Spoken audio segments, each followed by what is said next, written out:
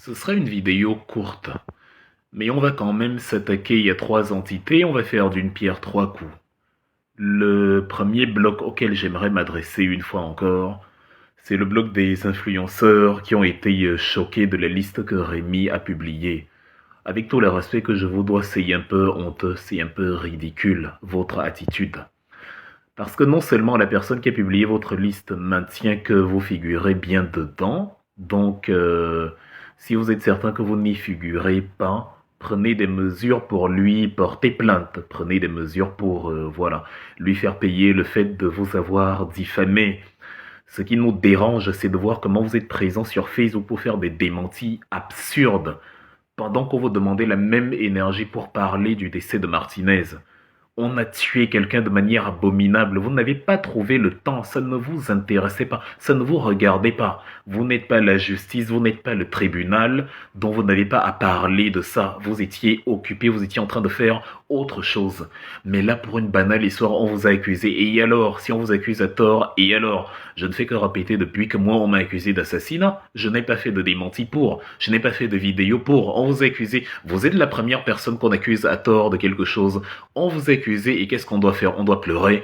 On vous a accusé, rien de nouveau sous le soleil. La terre va continuer de tourner même si on vous a accusé. Bon, on vous a accusé, ce n'est pas vous. Bah, votre vie continue. Il y aura aucun lynchage. Personne ne va lyncher, personne dans la rue, personne. Votre vie n'est pas en danger. Les seuls dont la vie est en danger, c'est ceux qui s'attaquent aux gangs de malfrats qui sont au pouvoir et qui, d'une part, nous empêchent d'aller au pays et qui, d'autre part, assassinent les journalistes là-bas qui osent s'exprimer contre leurs intérêts. Donc arrêtez un peu ça. Vous êtes des influenceurs, vous avez une grande audience, on vous demande de parler et d'éduquer votre peuple. Non, vous pensez que vous êtes seulement là pour faire du chiffre, gagner de l'argent, faire les clones sur Facebook, faire rire tout le monde. Et il y a un temps pour rire, il y a un temps pour être sérieux. J'ai vu le grand frère Fingon Tralala, que j'aime énormément, comme tous les Camerounais l'aiment d'ailleurs, dire que oui, il a parlé de ça, mais ce que vous appelez parler de ça, quand on va dans vos murs, c'est des choses du genre justice pour Martinez Zogo. Vous êtes sérieux? Ou bien repose en paix, c'est une blague.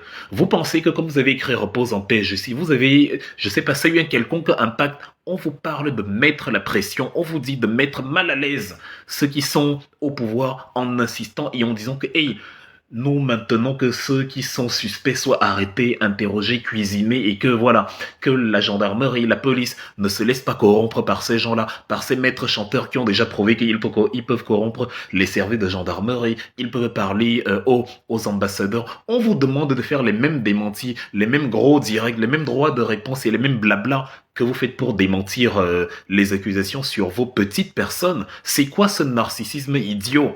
Quand il s'agit de vous, on ne respire plus, on se rend compte que vous pouvez parler, vous avez le vocabulaire, on a vu toute la philosophie, en fait vous êtes très intelligent. On a vu de belles phrases que même Baudelaire, même Molière, même, je ne sais pas, Albert Camus ne pouvait pas sortir de sa plume. Subitement, vous pouvez parler. Même Monsieur Chantal, celui dont on dit qu'il ne parle jamais, il a parlé, il a finalement écrit au point où on a même su son véritable nom. C'est quoi cette histoire?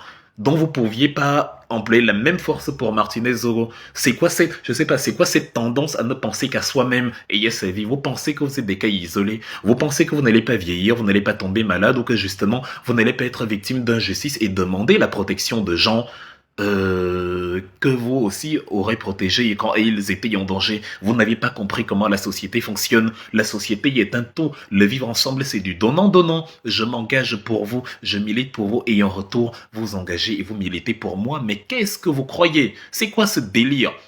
On doit arrêter Laurent Esso et l'interpeller. On doit arrêter Louis-Paul Motazé et l'interpeller parce que ce sont des gens dont les noms figurent dans la bouche de ceux qui ont été arrêtés et interpellés au CED, qui ont été interrogés au CED. Ce sont des gens dont les noms figurent dans la bouche de Martinez avec documents à l'appui sur le truchement, sur l'exploitation à des fins personnelles des lignes 94, 65 et 57. On doit arrêter tout ce qui, au nom de l'État, c'est-à-dire ça s'arroge des avantages et se fabrique une vie privée très agréable sur l'argent qui aura dû faire les stades, les autoroutes. Oh, il y a encore des accidents sur les routes du Cameroun il y a quelques jours, toujours des collisions, des choses comme ça, parce qu'il n'y a pas d'autoroute. On vous demande d'utiliser vos audiences. Vous avez 14 millions, vous avez 500 000 abonnés, vous avez 800 000 abonnés pour montrer la poitrine, pour faire des vidéos, vous faites les pingouins. Là, vous êtes très fort. Vous devenez sérieux quand on s'attaque à votre petite personne. Mais vous pensez que vous valez quoi par rapport à un autre être humain? Personne ne vaut plus que personne. Au pays, là, on a tous la même valeur. Si vous estimez que vous êtes assez important pour parler de vous dans les lives et les droits de réponse, et dites-vous aussi que vous êtes aussi, les autres sont aussi importants pour que vous parliez Dieu, pour que vous parliez de Martinez aurait pu être votre frère, votre cousin, et voilà. Donc pensez-y un peu pour la prochaine fois. C'est quoi ces influenceurs inutiles? Ces influenceurs qui ne servent qu'à rire, à amuser la galerie. Vous êtes quoi? Des phoques du pôle Nord, vous êtes des pingouins, des manchots, vous êtes quoi? Un peu de sérieux. Rendez-vous utile. Parler, ce n'est pas une alternative, ce n'est pas facultatif. Vous n'avez toujours pas compris, c'est obligatoire. Et on est obligé, quand on est influenceur et personnage public, de réclamer la justice. On est obligé. Quel est ce personnage public qui voit son prochain se faire assassiner et qui dit « Je ne suis pas obligé de parler, mais vous êtes malade, ça fonctionne comment dans votre tête ?» Vous êtes totalement givré, ça n'a pas de sens. Dans ce cas, vous n'avez rien à faire sur la place publique, c'est du gaspillage d'audience dont vous avez la possibilité de vous adresser à une grande masse et vous n'utilisez le temps de cette grande masse-là que pour faire les farfadets, pour faire les pingouins. Non! Utilisez le temps des gens qui prennent leur connexion et leur temps où ils pouvaient faire autre chose pour vous écouter, pour leur glisser un petit message dedans. Ceux qui l'ont fait ne sont pas morts. Il y a des gens au Cameroun qui parlent. Il y a des gens au Cameroun qui commencent à parler. David Eboto, Aristide Mono, tout ce monde-là, ils sont au pays. Ils parlent. Edmond Kamge, ils parlent. Ils parlent, ils s'expriment, ils disent ce qui n'est pas bien, ils édifient la population. Vous avez une audience qui leur est supérieure là, ouvrez-la, s'il vous plaît. Sinon, fermez-la aussi sur les choses inutiles, sur la diversion qui ne fait que détourner les populations des véritables arcanes de la vie sociale où il s'agit de coffrer d'autres voyous qui, à défaut d'avoir donné des ordres d'assassinat, sont des voleurs invétérés. ATB Yene accusé déjà Laurent Isso d'avoir tué Bibi Ngota, c'était en juillet 2013. Et le même ATB Yene est mort en février 2014, moins d'un an après, à peine 6 mois après, il est aussi décédé. Il y a énormément de choses à interroger dans la réalité politique camerounaise. Penchez-vous-y, plutôt que de perdre du temps aux gens avec des vidéos sans que ni et tout, faites les clones, parce que vous voulez les vues, les likes, les monétisations et tout. Non, nous on parle. Ma page n'est pas monétisée, quelle que soit l'audience et la portée qu'ont certaines vidéos. Je parle parce que ça vient du cœur, je parle parce que j'aime la justice, je parle parce que je n'aime pas la horde de voyous qui gouverne au Cameroun et qui fait peur à tout le monde, qui a transformé la politique en un ring de terreur. Je ne veux pas ce pays-là. C'est ça qui nous motive à parler. Vous n'êtes pas qu'une enveloppe charnelle, vous n'êtes pas que des tubes digestifs ambulants qui ne pensent qu'à gagner leur argent. Ça, c'est pour vous.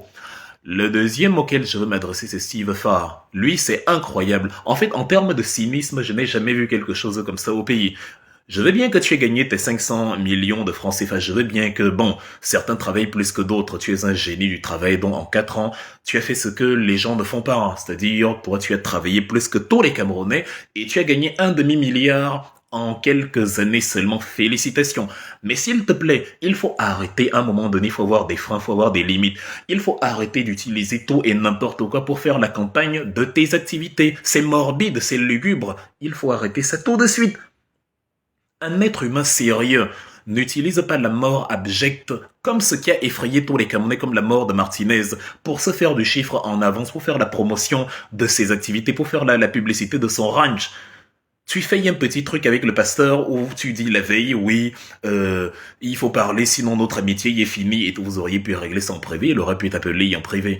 Vous utilisez ça et comme ça tout le monde a des attentes et le lendemain tu fais une vidéo, oui, voilà, je voulais dire repose en paix Martinez Zogo. Bon, maintenant que c'est dit, en fait mon ranch, mais c'est quoi ça? C'est quoi ça? C'est quoi cette inhumanité? C'est quoi ce délire? C'est quoi cette animalité dans l'être humain?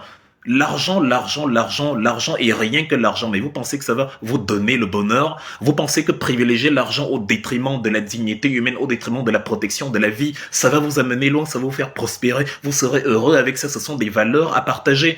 Mais c'est quoi cette histoire? Vous avez des millions d'abonnés, vous avez des milliers d'abonnés, et tout ce que vous trouvez à faire, c'est d'utiliser tout mécanisme pour vous faire de la publicité, pour vous faire de l'argent. Il fallait faire des vidéos séparées. Tu fais une vidéo de 5 minutes où tu parles de Martinez Zogo, tu peux aller rencontrer sa femme, comme tu as fait avec les vieillards que tu allais chercher quelque part dans la pampa camerounaise. Et après, tu fais la publicité dans une autre vidéo de ton ranch. Moi, je vends des livres, j'ai écrit un livre. Je fais des vidéos à part où je fais la promo du livre. Je fais des vidéos à part où je parle de Martinez Zogo. Je n'ai pas utilisé la moindre de mes vidéos pour dire, ah, mon livre, si, ça. Non. Il y a quelqu'un qui est mort et on veut que vous utilisiez votre audience pour mettre la pression sur les malfrats avec qui vous êtes tous les jours au Cameroun pour justement que la lumière soit faite sur cette affaire et que un Cameroun nouveau soit créé où les gens ne tuent plus et restent impunis après y avoir tué. C'est de ça qu'il est question. Mais non, un jeune Camerounais qui est chargé, que le concours de circonstances, parce que comme les Camerounais aiment l'humour et la pitrerie, que le concours de circonstances a rendu célèbre parce qu'il faisait des drôleries, il a maintenant une audience qu'il peut mettre à contribution pour dire, bon, je vous prends tous à témoin, chers concitoyens, chers jeunes de ma génération, que tous les voyous là, tous les vieux là qui nous terrorisent, je vous prends à témoin pour que nous nous engagions tous à les faire tomber pour qu'ils arrêtent d'assassiner nos journalistes, qu'ils arrêtent d'assassiner les nôtres. Mais non, tu fais une vidéo de 4 secondes après t'être arrangé et à alimenter les attentes avec le numéro d'acteur avec ton ami pasteur et pendant 4 secondes, tu dis oui, Martinez, et après l'essentiel de la vidéo est dédié à ton rage. Merde! Incroyable! Vous ne reculez devant rien. Vous n'avez peur de rien. J'imagine la vidéo, j'imagine la tête de Martinez, de la femme de Martinez quand elle a regardé cette vidéo-là. Je vais compatir pour Martinez. Déjà, je n'avais pas le temps parce que j'étais en train de construire un ranch. Mais tu as quand même le temps pour justement faire la promo du même ranch. Tu as le temps pour republier la vidéo sur les 90, je sais pas, l'historique de Paul Biya. Bref, en fait, vous avez le temps pour des choses qui prennent plus de temps que de faire un petit opus de quelques secondes pour parler de Martinez Zogo. Vous avez le temps de rencontrer l'ambassadeur de X, vous avez le temps mais pour faire une petite sortie et rentabiliser un peu son audience, en parlant au Camerounais de quelque chose de dramatique, quelque chose que ma génération n'a pas vu. Je n'ai pas vu de mes propres yeux un cadavre qu'on a traité comme on a traité Martinez Zogo. Je n'ai pas vu de mes propres yeux un humain, même en Ukraine, même en période de guerre, à qui on a fait ce qu'on a fait à Martinez Zogo. Je n'ai pas vu ce genre de choses. Et toi, tu fais une vidéo, c'est-à-dire, en regardant ça pendant que tout le monde est en train de se dire, waouh, quel drame, quelle tragédie, quelle horreur. Toi, tu t'es dit, quelle opportunité d'affaires. Waouh, pour l'argent. Voilà où vous êtes prêts à y aller pour l'argent. Et quand vos noms se retrouvent dans des listes, vous dites, ah non, vous jouez les intègres. Ah non, je ne peux pas, vous me connaissez, je suis le fils de... Mais pourtant, vos attitudes témoignent de votre perversion morale. Il faut arrêter ça tout de suite. Si les Camerounais étaient un temps soit peu réfléchis, vos pages là, qu'ils alimentent parce que, alors qu'il y a des gens qui disent des choses intéressantes sur Facebook, vos pages qu'ils alimentent par leur présence malheureuse parce que vous ne le méritez pas. Vos pages là, c'est-à-dire tout le monde s'en serait désabonné parce qu'on ne peut pas tolérer un tel niveau de cynisme. Ce n'est pas tenable. Waouh! C'est incroyable. En fait, on croyait y avoir tout vu. Mais avec vous, on débloque des niveaux supplémentaires tous les jours. Bon, je vais terminer par Laurent Esso, le ministre de l'Injustice du Cameroun. Voilà quelqu'un qui, je ne sais pas, il y a une enquête en cours, il y a son nom qui fuite, il ne se dit même pas, bon, pour montrer ma probité morale, je démissionne, je me retire d'abord de la vie de la vie politique, c'est-à-dire je me mets à la disposition de la justice, parce que comme je sais que je suis innocent, je laisse la justice faire son travail, et voilà, comme ça, je suis prêt à répondre à toutes les questions pour lever tout équivoque et tout. Non, il est impassible, il reste taciturne, il est muet, il est dans un mutisme macabre. Il ne dit rien, de la même façon qu'il n'a rien dit quand ATB Yene l'accusait déjà d'avoir tué Bibi Ngota. De la même façon qu'il n'a pas été gêné que ATB Yene meurt quelques mois après. Non, voilà, maintenant son nom ressort une fois de plus. Quand ton nom ressort autant, il n'y a pas de fumée sans feu. Quand ton nom ressort autant, c'est que tu as une certaine responsabilité dans cette histoire. Même si tu n'es pas coupable, au moins ton nom ressort, c'est-à-dire tu es quand même de près ou de loin mêlé à cette histoire. Et maintenant, pour faire la lumière sur cette affaire, tu ne dois pas attendre que Paul Biya dise « Je vais ouvrir une enquête à ton sujet ». Tu dois toi-même te mettre à disposition de la justice. Le président allemand Christian Wolff, en 2011, s'était retiré après des soupçons de prévarication. Le ministre de l'Éducation, Annette Chavan, s'était retiré quand on avait vu qu'il y avait du plagiat sur sa thèse de doctorat. Le ministre de la Défense, Karl Theodor zu Guttenberg, s'était aussi retiré quand on avait vu qu'il avait les mêmes antécédents. Le parlementaire Sébastien Haddad s'était aussi retiré quand on avait vu qu'il consultait des sites pédopornographiques et tout. Il n'y a qu'au Cameroun où vous pouvez être soupçonné de la pire des actions criminelles et où vous estimez que non, vous aviez encore toute votre place Sur la place publique, dans le gouvernement, dans la sphère politique, il n'y a qu'au Cameroun. Au Cameroun, c'est que tant qu'on ne m'a pas condamné, je ne suis même pas suspect. Tant que, même si on m'a vu tuer, tant qu'on ne m'a pas condamné, je suis innocent. Même si on m'a vu, même si on m'a pris en flagrant délit. Donc, cher Laurent Esso, avant que Paul Biya, en qui nous n'avons absolument aucune confiance. Mais comme parfois, quand des ennemis ont des griefs les uns envers les autres, ils finissent par se neutraliser, avant que Paul Biya ne te ridiculise donc aux yeux de tous les citoyens, parce que plutôt que d'être le cœur du pays, tu es devenu le sang, l'épée, le sabre, le glaive du pays, le couteau du pays, avant que donc il ne te coffre ou qu'il ne t'humilie devant 25 millions de personnes, commence toi-même à faire preuve de dignité et à vider les lieux, à t'écarter du gouvernement, même s'il faut avoir le bouffon de Jacoton Pouk à ta place, il n'y a pas de problème. Mais pour l'instant, on peut quand même dire que vous êtes pire que lui si vous êtes mêlé à des affaires criminelles. Donc il faut déjà partir et essayer un peu, laisser-nous un peu vivre. Vous et les jeunes gens que vous avez pervertis, les Steve Fa, les influenceurs, que sais-je encore. Vous et les jeunes gens que vous avez pervertis, laissez-nous vivre. On a besoin d'un Cameroun où règne l'éthique. On a besoin d'un Cameroun où règne la norme sociale. On a besoin d'un Cameroun où règne les valeurs. Arrêtez d'offrir à nos enfants, nos jeunes enfants là qui vont grandir, arrêtez de leur offrir le pays d'animaux que vous êtes en train de fabriquer, que vous avez fabriqué. Vous êtes vieux. Arrêtez d'entraîner les jeunes dans votre délire de vieillesse. La vieillesse au Cameroun, la vieillesse gouvernementale n'est pas sage du tout. C'est une vieillesse d'assassin, c'est une vieillesse de pervers, c'est une vieillesse de meurtrier, c'est une vieillesse de terroriste politique. C'est une vieillesse qui a fait que la jeunesse a perdu le goût de la discussion publique, le goût de la chose sociale, le goût de la chose politique. Heureusement qu'on a un peu ravivé cela en 2018. Donc arrêtez avec ça.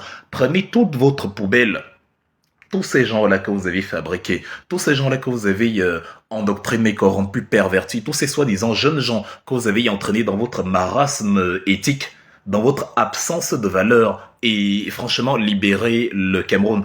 Voilà le triumvirat, la troïka à laquelle je voulais m'adresser aujourd'hui. Nous ne sommes plus dans la logique d'avoir des états d'âme. Il y a quelqu'un qui a été assassiné, et comme vous n'avez pas encore compris cela, comme vous ne l'avez pas encore intégré, nous n'allons reculer devant rien. On n'a pas le temps. On n'a pas le temps de faire les beaux. On n'a pas le temps de... On parle avec les tripes, on parle avec l'esprit, on parle avec l'intérieur et le fond de nous-mêmes pour vous dire que vous êtes d'une nuisance que la génération qui vient là ne supportera pas. Et nous allons commencer dès à présent à baliser le terrain pour que nos enfants finissent le travail. Mais ce que vous avez pensé, votre projet de créer un Cameroun d'ignards pourri, il ne fonctionnera pas parce que nous nous sommes engagés à ce qu'il n'ait plus lieu. Le sang de Martinez vous poursuivra jusqu'à la fin de vos jours et nous allons y veiller parce que c'est la mission qu'il nous a donnée. Il nous a confié ça. Merci d'avoir regardé cette vidéo avec nous. N'oubliez pas de faire un tour sur notre page, de vous abonner et de cliquer sur la cloche de notification. À la prochaine pour un autre numéro.